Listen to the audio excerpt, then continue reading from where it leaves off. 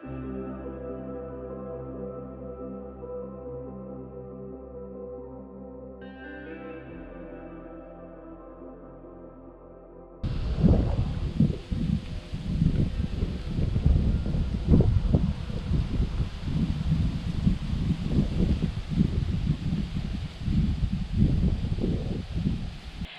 everyone, it's City Girl.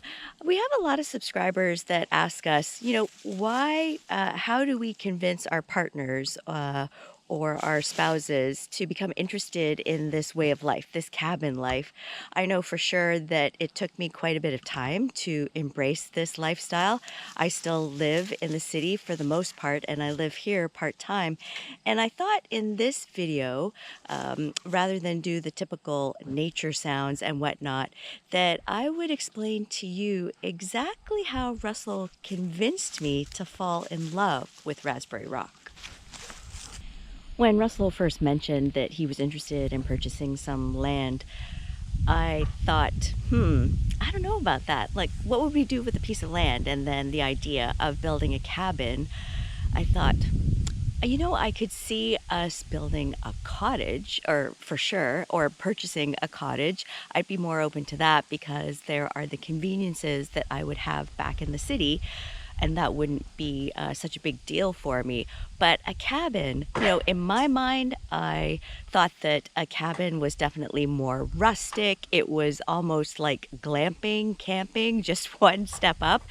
And I really didn't embrace it. I wasn't convinced right then and there. But he went ahead and purchased the land, and I trusted, that this is some of the requirements that he had wanted, closer to the city, so that way it wouldn't be such a long drive for me. So he considered that, as well as the beautiful scenery and whatnot. And then it came time to, so what does this cabin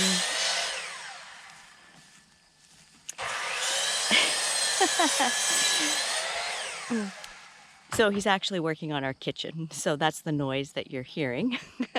And it was, well, what does the design of this cabin look like? I still wasn't convinced because, again, I'm so accustomed to being a city person and those modern conveniences.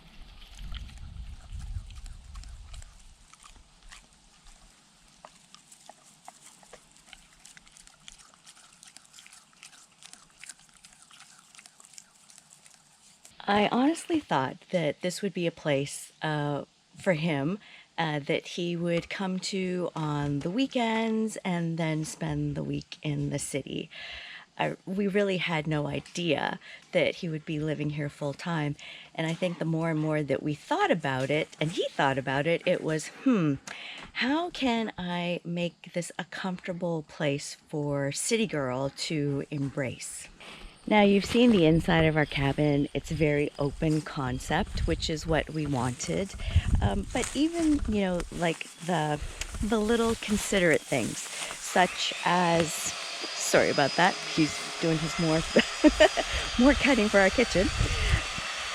And that's cabin life, right? Okay, maybe I'll stop right here for a sec. The design of the cabin was crucial as far as, again, my comfort level. And so Russell was very considerate about it was an open concept design, with a living room and a kitchen area, but also the bathroom. I didn't think that we would have a bathroom. I thought for sure, we'd be dealing with an outhouse, which is creepy at the best of times. But no, he actually incorporated the design of a bathroom. And then even in the loft area, specifically where our bedroom is, he made the space big enough for a queen size bed because that's what we had in the city. So just little things like that, and always checking in with me again in the design process. This is what's going where, what do you think about this, etc. And so that really made me feel included and part of the plan. The land was purchased, and the next step was actually designing the cabin, which Russell undertook himself. But he didn't just do it by himself. Well, he did, the major design of it. He'd always bring me in to say, "What do you think about this?" Like, "Oh, the door is here." That might be me, actually. And, what about the windows and the placement and the loft area, a deck, that was an addition and whatnot. So I really appreciated that he included me in the design phase. So I knew sort of what to expect as far as what the heck is this cabin going to look like.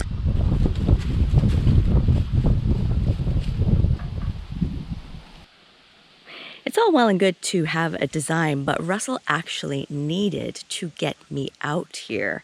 And how was he going to do that? So happened that our anniversary was coming up, and we thought that it would be a great road trip to come and visit the property. And we didn't have an ATV at the time, so what we did was we were walking the trail. Yep. And it was quite something because it was in May and the black flies were out and it was hot that day. We didn't have bug jackets at the time, and I was like taking a branch and I was like swatting the flies and whatnot. And there it was. It was still hard for me to envision, what is the structure going to look like in person? And he was very patient with me, said, "Oh, look at like the beautiful forest area and the trees." And yeah, I readily admit it's fantastic getting out in nature. Absolutely. But still, you know what? I was not convinced 100%. I thought, no, this is still his thing. This is what he wants to do, and I will totally support him in that. After my initial visit with Russell to see the land, he had then put up, as you know, this shelter. So he invited me up for a weekend, my first night staying in this thing here. Well, it wasn't a very pleasant night because I am not used to nature sounds. I heard a lot of noises that I wasn't very familiar with. I readily admit I did not sleep well that night. No, I did not. And it was okay, you know what? This cabin life thing, it is definitely not for me. It can be his thing. I can come up for a day like we did back in May, but no, I'm not spending any nights here. But that didn't stop Russell. Russell would take video clips with his phone, and every time he came back to the city for from a visit at the cabin, he would show me the progress that was happening and what he did. That helped me truly see what was happening with the cabin build. But I still wasn't convinced. Nope, it's just not the thing for me that I wanted to do. So he still had like a bit more convincing for me to do, and that's when it came to fall, I believe, and the cabin was in a state where he could live in it, and there weren't any windows or doors there. It was just still really uncomfortable. Again, still not familiar with the natural sounds of the environment. And my first night there, I said, so the patio door where it is now was fully open. I got him to put a huge piece of plywood and nail it there so that way we could actually sleep. I could sleep somewhat in peace. Yeah, the things, that my head was playing on me, all those movies that you see, the creepy movies in the woods, that what was going through my head.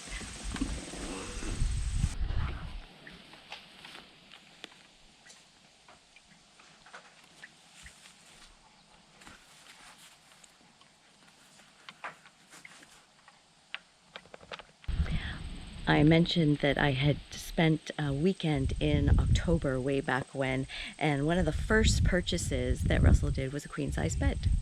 because we have a queen size bed in the city. And he thought, you know what, city girl, she's going to be comfortable in a queen size bed.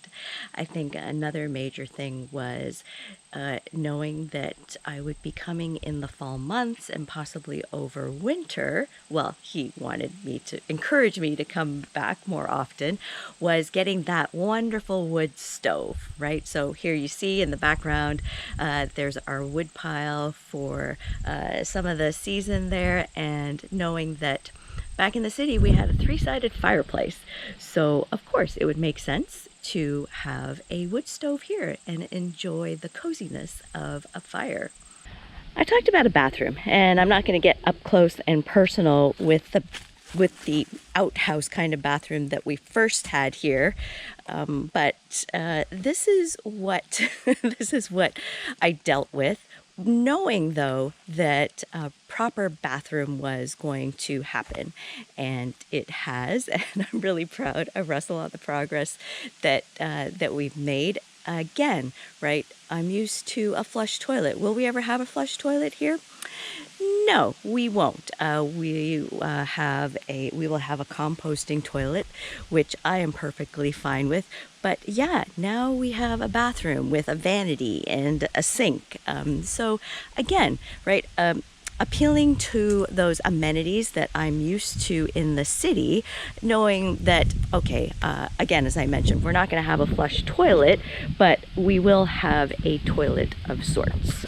While I know that Russell will protect me at all costs, we did hang up curtains on the window so that way I wouldn't see what's out there in the dark. But there needed to be that extra layer of security. And that's where Willow comes in.